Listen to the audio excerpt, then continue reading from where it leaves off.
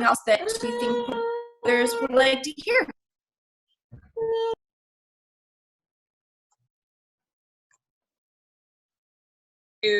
I'm happy to get started. My name is Becky. I work for the Goodtimes project. Kate reached out to me. She actually had volunteered at the camp that we run like a long time ago when, I don't know, a long time ago as a staff member. But we host a annual gala every April that we have around 300 folks attend. This year, our fundraising goal was 500,000. Last year we raised 480.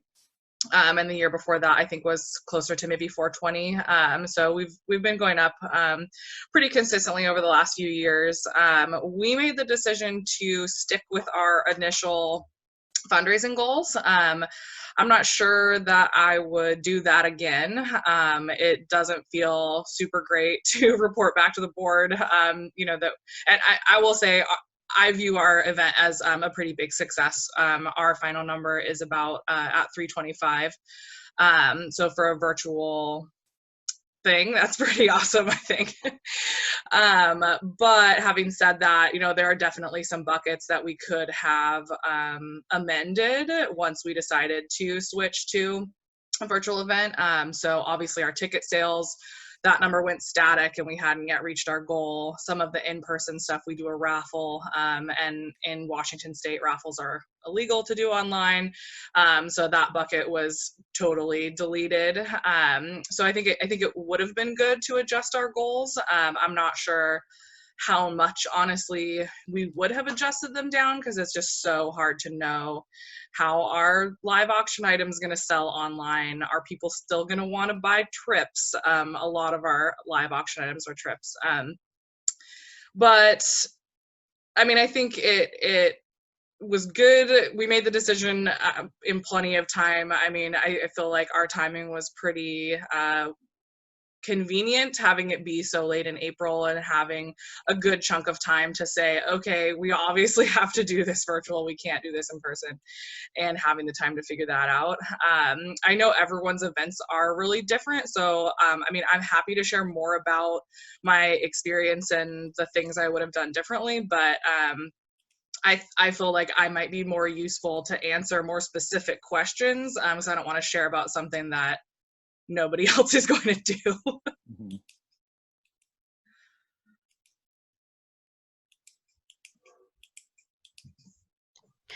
Becky, could you just talk a little bit about how you actually made the program? Like how long it was, what the basic components were, if there were any significant changes, like you pulled something out that you would have normally done. I know that's a big question, but like some of the highlights of how you actually structured it? Yeah, absolutely. So, I mean, our typical event is obviously just a one-night event that we have on a Saturday evening. So we, on that date, did a virtual live streaming event. So our normal event runs from about 5 p.m. to 10, 11 o'clock. And we had virtual streaming content scheduled from 4 to 9 on that date. Before that, we opened our silent auction. So our event was on a Saturday. We opened our silent auction for bidding on a Tuesday. We thought that that gave a really good amount of time for folks to bid on items, get outbid, bid more. I mean, I'm sure there's advantages to doing a longer time or shorter time, depending on, what you think your population is like. We saw, I mean, a pretty big influx of bidding, obviously, right when we opened. And then it's honestly stayed kind of steady throughout the week. So I don't think it was too long at all. I don't think too many people lost interest or anything like that. And then as far as the actual night of, so we did a kickoff live stream. We used our same auctioneer he's a longtime volunteer for our organization. So he's a pretty well-known face to kind of multiple, I mean, our donors know him because he's our auctioneer, and our families that we serve know him because he volunteers at the camp that we run. So that was a pretty great just personality that people are going to want to tune in and watch. So we had on the Saturday, we had a kickoff stream that lasted about 45 minutes, where he just, welcomed everyone, thanked our sponsors, went over some of the live auction items that we were going to sell.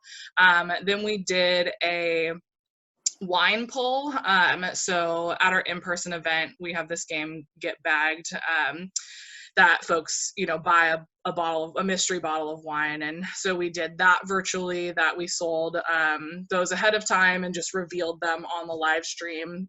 And then we did a virtual paddle raise that we had our auctioneer kind of thanking people in real time, of saying, oh my gosh, thank you so much, John Smith, for donating $500.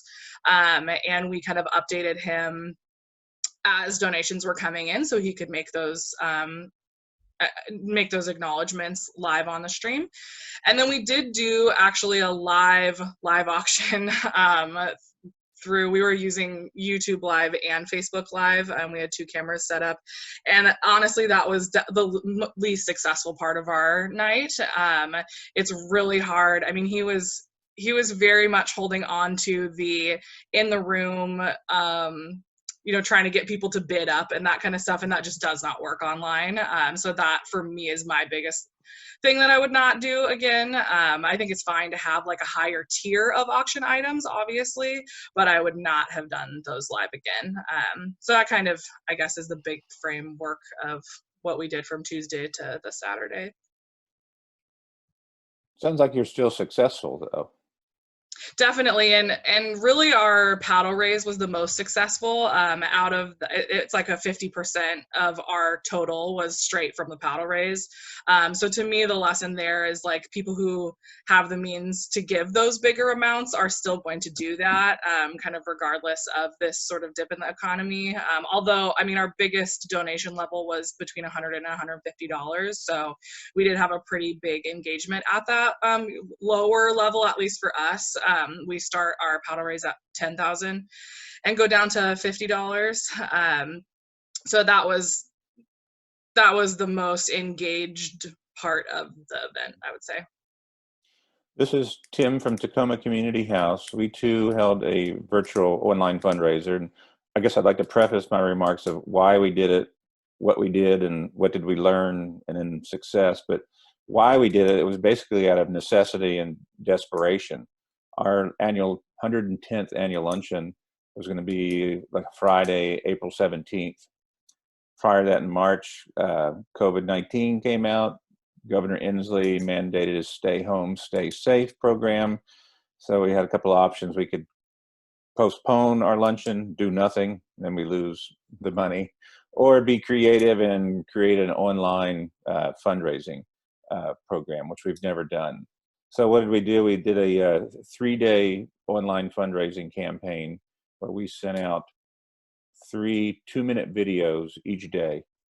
And it featured our keynote speakers, some of our leadership team as far as board members, and some of our clients. So we did that. And then prior to the April 1st, April 3rd giving, we sent out by MailChimp 4,000 emails to people saying, this is what we're doing.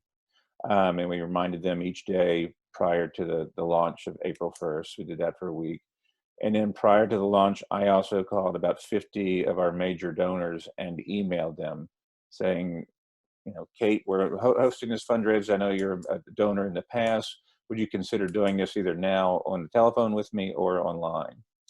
And so we did that. We put it all together. I have a creative team, and we asked each of the 7 participants to record a 2-minute message on their iPhone. So it looked very authentic. They were in their home.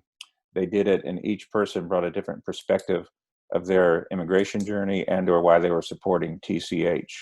And it turned out really well. So we edited those, we set a schedule, and then so we launched it. And so the first day, it was terrible. We raised about $2,000-3,000. Our goal was $100,000, and that's mainly what we do at our annual luncheon. And so my staff was panicking, like, Tim, this is gonna, we're gonna be a failure at this. And I'm like, just hold on, and we'll see what the second day brings. And so the second day, we also included in our total our sponsorships. And that's one of the things we had done. I'd gone back to all of our, I think, 25 sponsors and said, we canceled our luncheon. We're doing an online campaign. Can you continue with this? And everybody was supportive of that. So by the third day, we exceeded our goal of 100,000, and we've raised about $115,000. And that's generally what we do at our annual luncheon.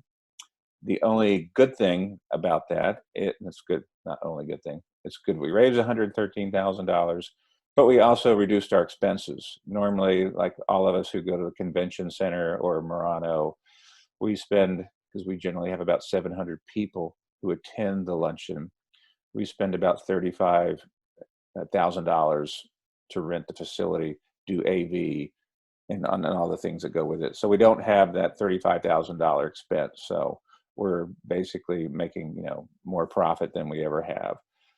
What did we learn? Basically, that online fundraising offers this other wonderful tool. I mean, you know, everybody's buying online nowadays, but it's still, people are like, oh, it's still face-to-face fundraising. You got to be out there and do friend raising and fundraising. To me, the online fundraising offers you a greater market spread. You can get your word out there more. Even though we did have fewer people donate, the gifts were larger, and they donated more money than at the annual luncheon. But I mean, we'll probably do our annual luncheon again next year, but I do notice that basically it's just another tool, but it also requires some one-on-one. Like I said, I called a lot of donors, and that's where the bulk of our success came from. But again, as far as a friend raiser, I don't know how many people we reached both in state and out of state with our messaging and videos, because we had like the Lieutenant Governor Cyrus Habib was one of our guest speakers, and we asked him. We also had Simney Kim, who was Cairo 7, to send it out to all their contacts. So it was really good in that way. And the success was, again, we raised more money, and we had $35,000 less expenses than we did the year before. But it was a lot of work, and we did it remotely while working from home. My team and I did, and that was the other good thing was to enlist I've got staff of 6 or 7 people, and everybody contributed to the ideas. We came up with a theme, we came up with a format, how long the videos would be. So we went through different incarnations of what it would look like. But again, having a much younger than I am, team, everybody was like, no, this is what we need to do as far as online and virtual fundraising. This is how long it should be.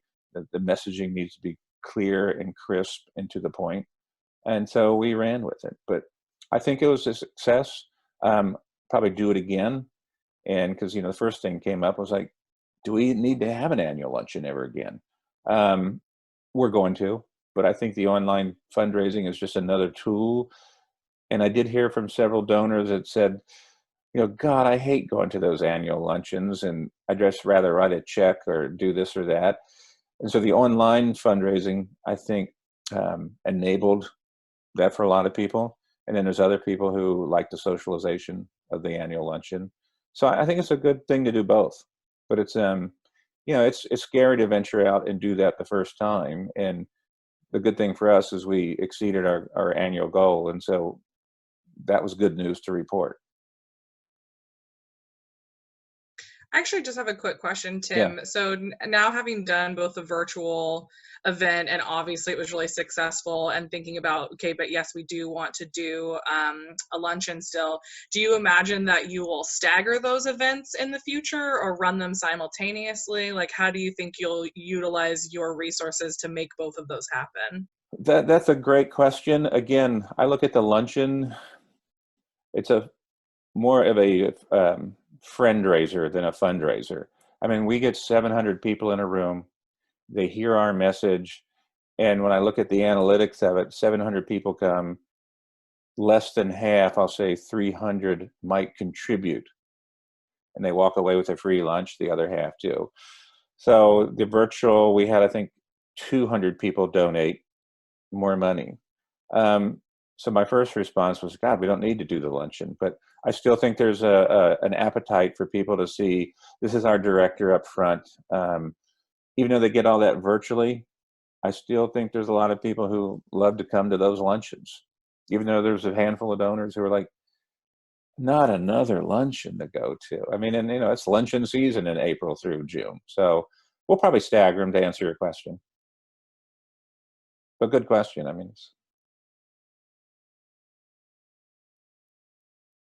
I think the most, I guess the and trepidation about it was just the unknown of, we've always done an annual luncheon. We've never done a virtual fundraiser. Is that going to work? And then the other idea is because we closed March 16th to the public, we decided to do it on April 1st, April Fool's Day. And I had some people like, are you kidding me? You're going to do it on that day? And it's like, why not? I mean, it's like, you got to be creative and think a little bit outside the box, and people responded to it. And so it was good. But I'd encourage everybody to at least try it, because I do think that's I guess right now for me, I'm finding, I've been doing this a long time, fundraising, and I'm finding more and more people are responding through emails, telephone, and one on face-to-face solicitation. It's fundraising, the methodology is changing. So I'd encourage you to embrace it. But happy to answer any other questions.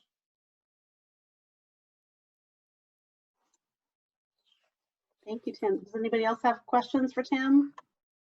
A quick question. I'm Jessica. I work at Green Trike with Jenny. She's not here. I think she thought this would be beneficial to me since I run our events. Tim, my question was, you said that you had your guest speaker. Did the speaker speak live at a virtual portion of the event, or did you have it pre-recorded? I had it it's a good question. Ours was all pre-recorded. We thought about doing something live, and you know, I was inspired. There was another organization I saw in Seattle, and I'm not sure, I forget what organization it was, but they did a kind of a live, an hour broadcast. And I was like, well, we've got keynote speakers lined up. So I asked everybody, we wrote the scripts, we sent them to the keynote speakers, our leadership team, and our guest speakers. And so we said, this is a 2-minute script. This is what we want you to say, and you can personalize it. And we pre-recorded it. And we just thought that'd be easier to do since we were all working remotely, to have it pre-recorded. I think it was just as successful had it been the other way around, live. I'll chime in too to say that while we had 3 different live streaming portions on our event night, we also did have some pre-recorded things. So we had a message from our co-chairs. We had a message from our, we have a camper who speaks usually at the event. So the one for this year pre-recorded that, as well as a video. We normally make a video to show at the event, and I mean, obviously that was pre-recorded. Mm-hmm. So we utilized kind of both options. We had a TV actually in the shot of the live stream. So we just played those videos on the TV, as well as sharing them in email and social media, so folks could Mm-hmm. view them in a better quality and afterwards and share them and that kind of thing. And we're still airing our videos. If you go to our website, we still have our donate page up with our theme for that fundraiser. And I think there's 9 videos that you can still look at and view, and you can still make a contribution. So it's that was one of the things about pre-recorded messages.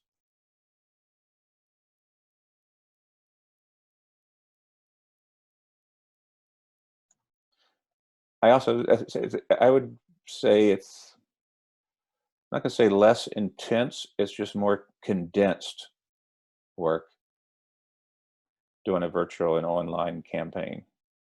Whereas the physical aspect, I mean, there's all the, you know, setting up at the convention center, getting this right, getting that right, making sure people are there on, you know, you're always nervous about, gee, is my keynote speaker going to show up on time for this? And so, yeah, there were no surprises in it unless the internet went down. So in that sense, I felt like we had a little bit more control. And Tim, Becky said she streamed Facebook and YouTube Live. What format were you on? We did Instagram, we did Facebook, we do emails, we do oh God, Twitter. I've got a really great guy who does all this, or he's our he's our social media person. And he's just a whiz at creating content and putting it out there on social media. So we use all of it.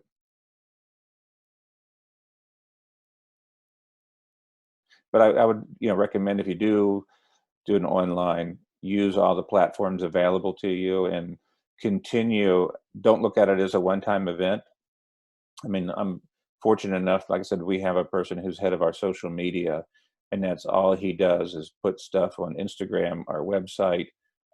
So like right now, we started putting up a new dashboard on our website to say, these are the clients and students we're serving while we're actually closed to the public. So we're constantly doing that, and we want to expand our footprint and continue to do that and monitor the metrics. But yeah, don't look at it as a one-time thing. Continue doing it. Just like, you got to keep calling your donors. So it's you just can't call them once a year.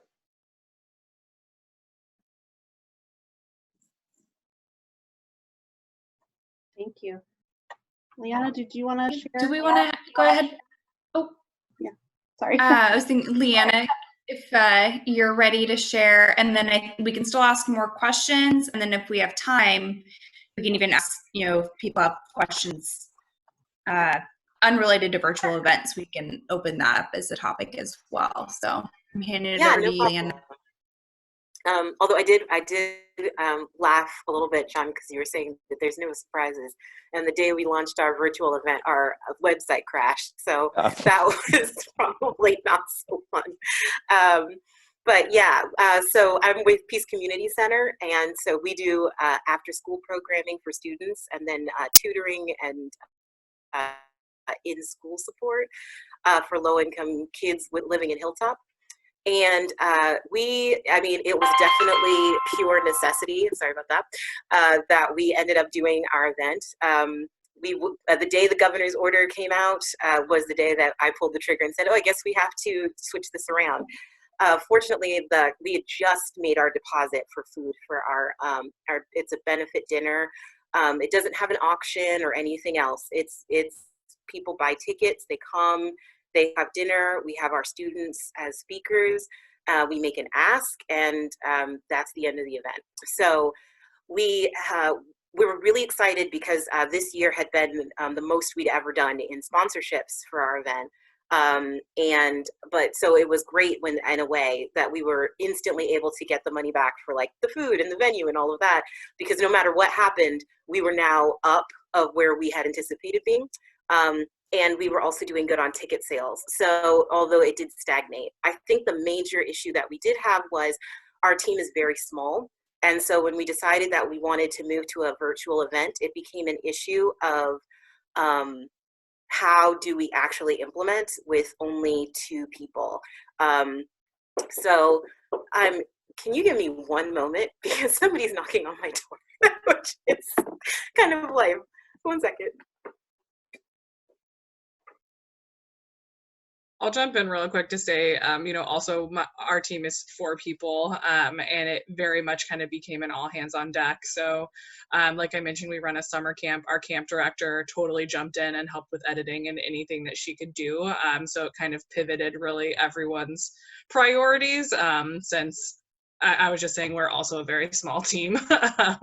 So kind of recognizing what are people's strengths and how can we best utilize them, even with the limited resources that you have. Yeah, absolutely. I think so. What we ended up doing, first thing was we just tried to look at how we could get a broader range of people to lend hands. And so we decided that instead of trying ourselves as our own department to be reaching out to build up the coalition for a virtual event, instead to just focus our efforts on the people who had agreed to be table captains. So all of our messaging, we looked at it more like creating a phone tree, and all of our messaging was targeted at board members and table captains and giving them templates and tools to then reach out to all of the people that they had invited or were going to invite to their tables, and for them to all identify people who they would want to, and our message was, who would you like to be the table captain after you? So like, we don't expect you to do this forever. Who did you want to invite, who you wanted to replace you one day? And for them to then trail, we had messaging for them to send to those people specifically that was about activating their own network. And so we spent a lot of time tool building. We did a lot of our previous events versus who was coming now, so that all of the messaging could seem really specific to the individual. And then what we did was just built a variety of packages of tools. So everything had an email that looked like, you know, it was coming specifically from either me or our board president or our executive director, depending on who had more of a relationship, asking them to be willing to stand as a table captain to just do, and all they had to do was forward information on our behalf to their network. Then it came with a video that was going to be the video that we shared at the event. It came with and then like a little promo, the language email that they could send for making a gift that had the link to it. And then, so we sent that out, and we just planned out that messaging for a series of a week, or 2 weeks. And we just sent out timed, like every Monday, board members got their packet. Every Tuesday, table captains got their packet. Every Wednesday, our sponsors got their packet. And it was all just, this is the next step that we'd like you to take. Here's a video of a kid and a thermometer that shows how far we've done so far. And then just everything looked really personalized. So we worked with our program directors to get videos of all of the students that were going to be speakers at the event, as well as alums. And then and since we had to do social distancing, it was getting their parents to just record them as they were speaking, but they've been practicing their speeches. Then we just put those up as videos, sent them out. And then we also did a lot of YouTube. We made a lot of YouTube videos. And then I think we ended up getting a Hootsuite account because it was managing all of the social media with just me was just becoming too much. So with Hootsuite, I was able to at least put it on a time schedule of this is the day that this tweet goes out versus this Facebook post versus this YouTube video. And then it could just set it on Monday and it would go on autopilot for the rest of the week. So by doing it that way, what we ended up on the week that would have been the week of the event, everybody was well aware it was happening. We'd sent out people had sent e-newsletters, they'd gotten emails, and we moved into a phone call stage of the campaign, which was, it was a broken up list of, these are all of the people who we thought were coming to the event or have come to the event before, and we're gonna just ask them, like, make an appeal of, at this time with COVID, this is what we're doing. This is how much we're hoping to raise. We have a $25,000 matching gift. Would you be willing to give? And we just broke that list up between 2 members of staff and 2 board members who volunteered to help, and just called everybody. So at the end, what we found was, I mean, overall, we were really happy with the results. We had hoped we would, our ask for support, we were hoping to get 60,000, and we made 58. And we got and we actually our sponsors came back and said, like, what else could we do? And so we got 2 new sponsors at the end of the event who wanted to sponsor just like as a, like, here's my money, you thank me on your emails and call it good. So that was very exciting too. I never thought after an event we would get that kind of a response. Then even it did great things. What we found was it did great things for our retention rate. Our retention rate right now is at 68%. And I wasn't anticipating at this point in the year for our retention rate to be that high. Where we did sacrifice is our new donor rate, of course, because we thought, like, our event is, the purpose basically of our event is a fundraiser, just like everybody. And because we did focus so much on, like, activating our network, we didn't do so much with reaching out to new people to get them involved. So that, while that's down, we saw, but the amount of gifts, the level of the gifts were up. So it was a smaller number of people who gave almost 2 to 3 times more money, which to me definitely says that it's like, okay, this is something that we're going to focus on. We've had a lot of people who were very excited that they could just give online. They loved being able to track progress every week, that every Tuesday they knew they'd get a little thermometer that would show how far we were going. And it made them feel like they were part of the process. They loved getting little videos, even though they were like really terrible quality and shaky and not great. They liked the not greatness of them because they felt very genuine. The idea that parents and stuff, and we tried to zhuzh them up a little, but not too much, and that kind of worked. So overall, I mean, when we looked at our budgeted goal, we're only like $3,000 away from what we'd wanted if we'd had the event in person, and we're actually well ahead of where we would be because we saved all of the money of having the event. So we are not the most digitally savvy organization in the world, but we're now looking at how do we integrate aspects of that into our regular fundraising plan, since clearly we have an audience for it. That has just kind of been underserved is kind of how I'm looking at it. And how can we spend more time looking at their needs instead of maybe so much time that we spend just trying to operate same old for certain people. So this is Tim. Congratulations. I think sounds like you did a great job. I guess the other thing I felt that was good about doing a 3-day online fundraiser is it allowed, I'm kind of a phone junkie, it allowed me to call donors throughout the process and say, gee, well, you know, I haven't heard from you yet. And then they did successfully turn around and make a donation. I had another opportunity to call them back and immediately say, wow, thank you for your gift. And again, just to be able to touch, and, you know, we're always worried about our cultivation and stewardship of our donors, right. But to be able to have that many touches with a donor in a 2 or 3 day setting enabled us to do that. Whereas a luncheon, I mean, why I can't do that at a luncheon, I don't know, but it's just a different atmosphere. And I hate to say, I only had one person who was even on a committee that said, you know, I didn't open up any of the emails. I'm embarrassed to say. And I'm like, oh God, how did you not see these things? But I think for the majority of people, they really enjoyed it. But for me, it also entailed a lot of phone calling and, but also to ask questions. Did you like the virtual or online fundraising? What didn't you like about it? And just to get to know your donors more. Yeah. I think also it was good because people wanted to know how we were doing. I mean, they kind of just wanted to know, how are we serving students during this time? How are we healthy? Are we safe? Are our staff okay? And I think at first what made me nervous was I looked at just this long list of names and thought, oh man, how am I going to connect with everybody and then thank everybody? And then we just got more systematic about it, and it was like, well, maybe the phone call comes from me and the thank you calls comes from my ED or my board president. And when it got broken up like that, people they were much more happy because they couldn't believe, like, oh, you're calling me. And but also the idea became much more manageable, so I could spend more time like talking to also our sponsors and my team, and still make sure though everybody got covered. And yeah.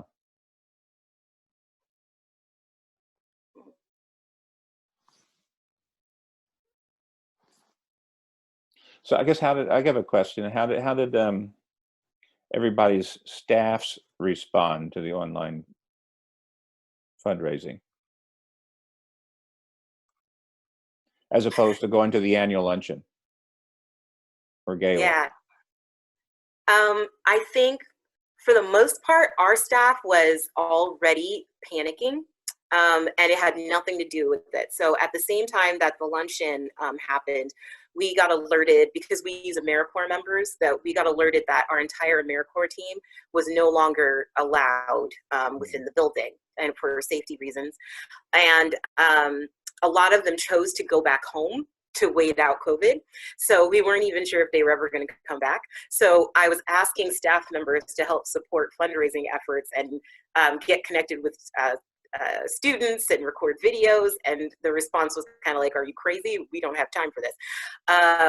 However, I will say that my executive director, she was very excited because she's a new executive director, and she's not had the chance to like meet all of our people. And I mean, she was looking forward to this as an opportunity to introduce herself, but this leads a whole other opportunity to introduce herself in a new way. So she was really excited for us to tackle it. And I think for my team, I do have, like, my team is younger, and they were looking at it like, we should have been doing this the whole time, finally. So I think within the development department and amongst even our board members, there was once our board was reassured that this is not the end and we have a plan, and you know, we're not going to be destitute, then they were like, okay, just tell me what to do, and they were willing to do it. And as far as our development team went, it was just like, okay, so we're not doing an in-person event anymore, right? And it's like, no, that's not the takeaway. We're still doing an in-person event. We'll just add this to it. I guess another question, I think the online fundraising has been successful, but I got a weird question is, how do you think the urgency of the crisis of COVID-19 impacted your campaigns? I think that's a really good question. I think that my assumption at first had been that people were giving as much as they were giving and being as responsive as they were because they wanted to feel like it was part of like them being able to do something in response to COVID. And I think that to a certain degree, that was the case.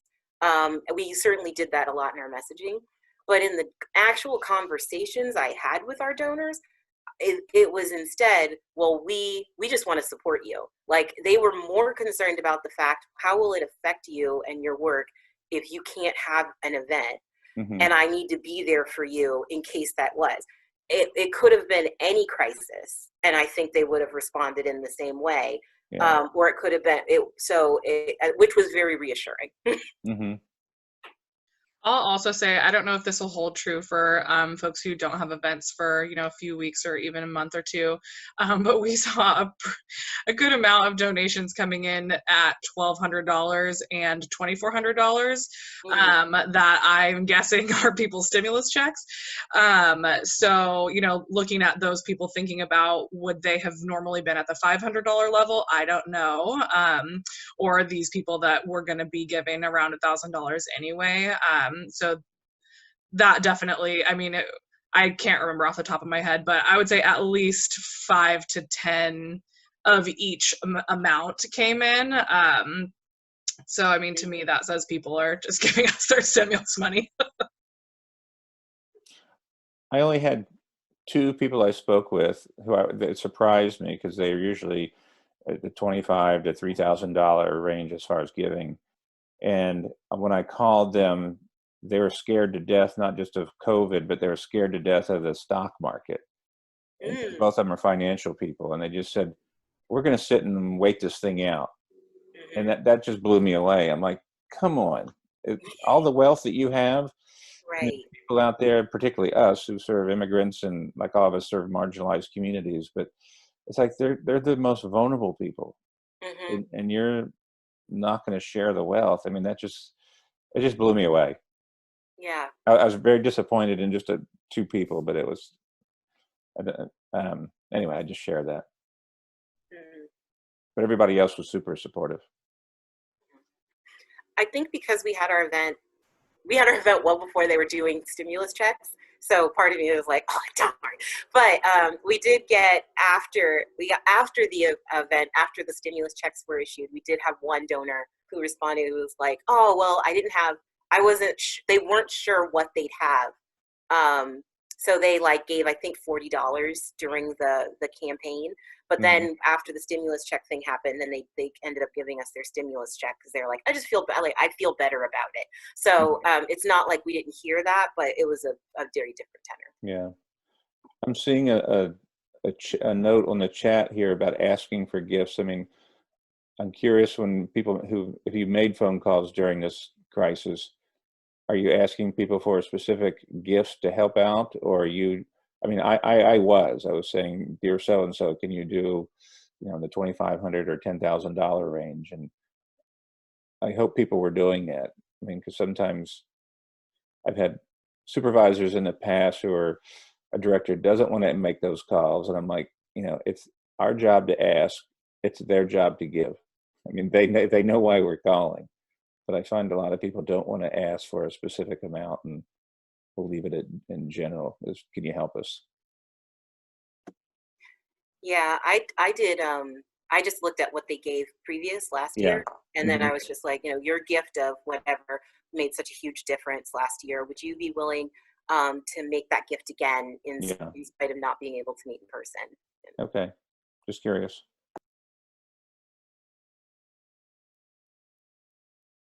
There's some questions in the chat about plans for next year, just what everybody's thinking about their plans for either later this fall or 2021. So maybe we could spend a couple minutes on that. Where our auction is normally at the beginning of March each year. We just had a development committee meeting yesterday where we talked about everything from pushing back our event to May, having it later in the spring, or some felt that we should just plan for a virtual event already, and some felt we should have a kind of a pared down in-person event, but with virtual as a contingency plan. So just wondering what everyone else is thinking about that too. And I'm seeing some of the chat comments.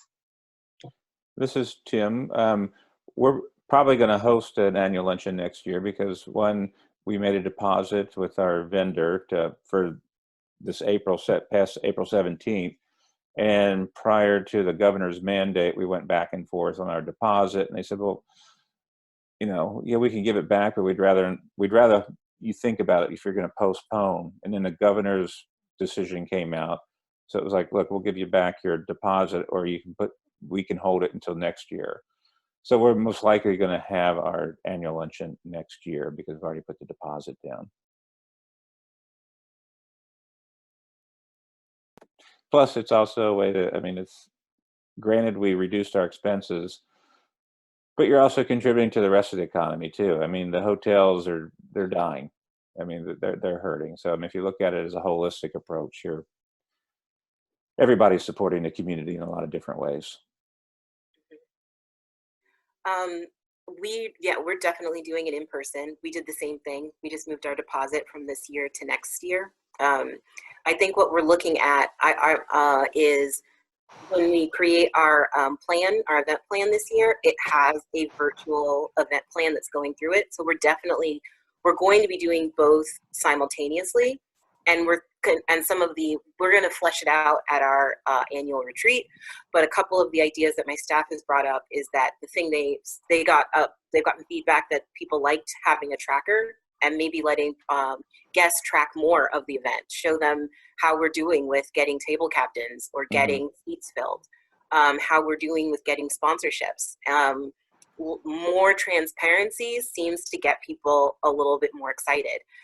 And we're looking at maybe that is part of our fundraising strategy, and that's how and maybe our virtual event isn't like a streaming, but it's everything that's leading up to the night, and the night is aimed at a totally different audience. So it's just some of the things we're considering, but we'll definitely be doing both and spending more time building the infrastructure so we can do it smoother and not have a crash.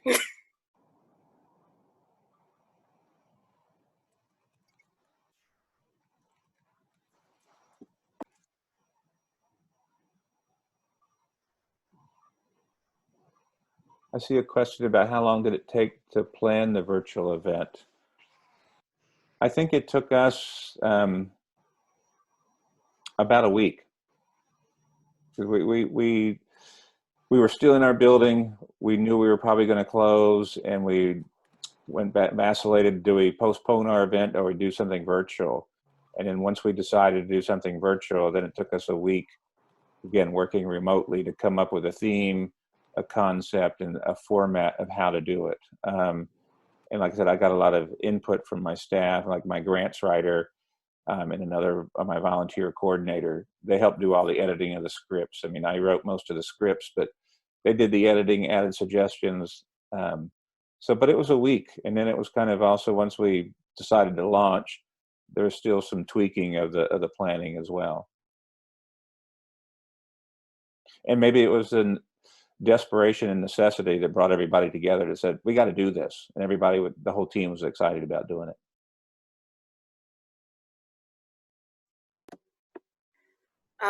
I'll say ours was 2 of the most stressful days of my life. And I'm really surprised that people stuck with me after day 1. But I didn't have a bunch of like contingency plans of what this was going to look like. So we basically took out a bunch of whiteboards, and honestly, we're not leaving the office for any reason until we know exactly what we're going to do. So it was just 2 days of laying it out, really a day and a half. And then by lunch hour of the second day, we were ready to start activating people, calling people, getting it ready. And what really helped is I called like some of my fundraising buddies and was like, who's done a virtual event anywhere? Send me the link. And I just looked at video and websites and videos and websites from all over the world of other virtual events and was like, that I can do, that I can't do, that I could do, that I can't do, until I had something. Yeah. I think, and the other challenge, again, using those authentic videos on an iPhone, is one was getting everybody to do it in a timely fashion. They all committed and said, yeah, I'll do it. And it's like the day before our event launched, I had 2 people that hadn't submitted their videos. And I'm like, you said you were going to do this. I need to get this. And, make sure there's no things sticking up outside of your head behind your, in your video. So that was the kind of unsettling part, but it still was exciting and a nice change to embark on that kind of initiative. I'm wondering if any of the folks who have yet to do their virtual event are doing auctions that they're going to need to, they have physical items that they're auctioning off. No? All right. We've been talking for a long time about eliminating the auction portion of our auction, just doing a paddle raise or benefit dinner. And this year, our auction was on the 7th, March 7th, and we took a step toward that by reducing our silent auction from about 100 packages to 20, and we raised about the same amount of money from those 20 packages. And we have had really positive feedback from people that they enjoyed just having the time at the event to socialize. But with the prospect of maybe having to do a virtual event next year,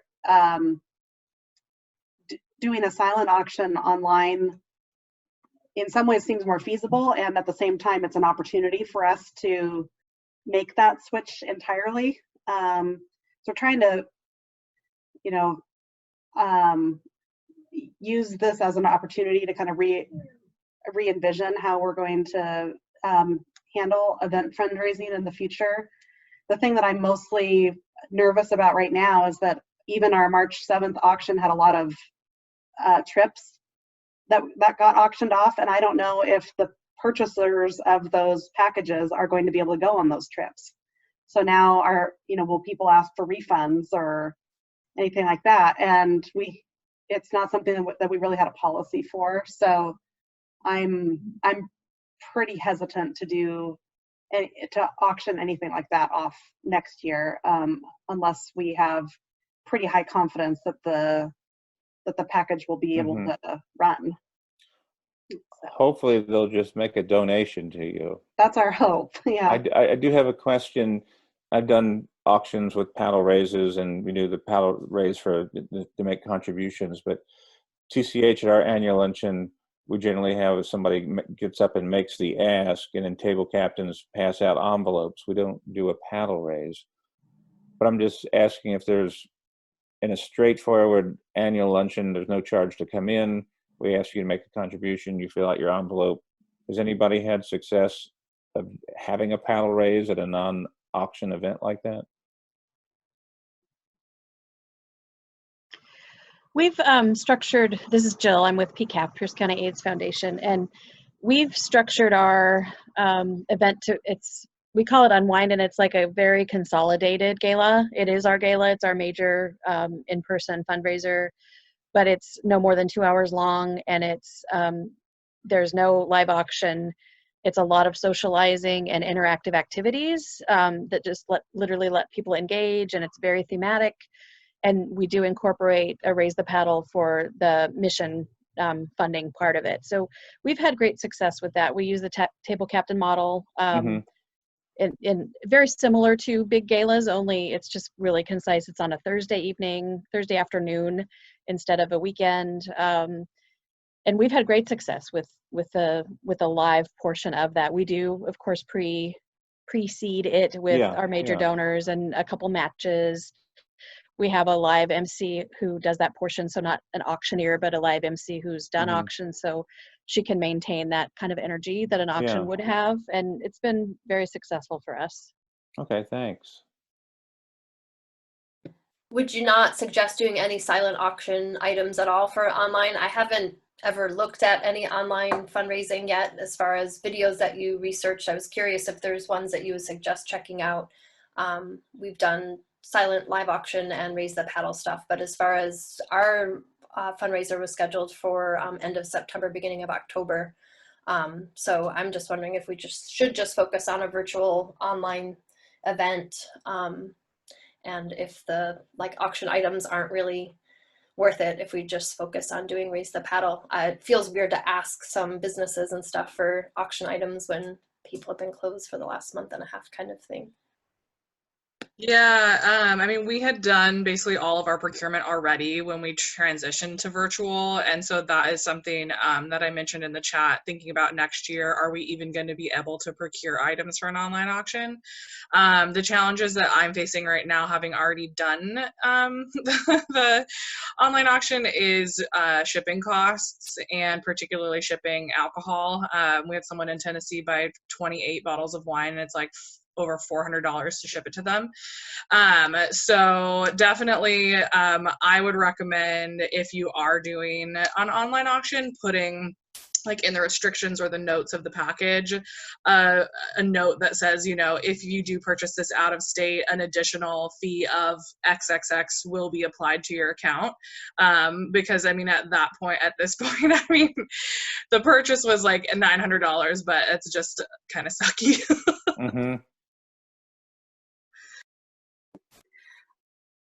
I'm sorry, I do have to go to another meeting, but one thing I would recommend is Upaya in Seattle.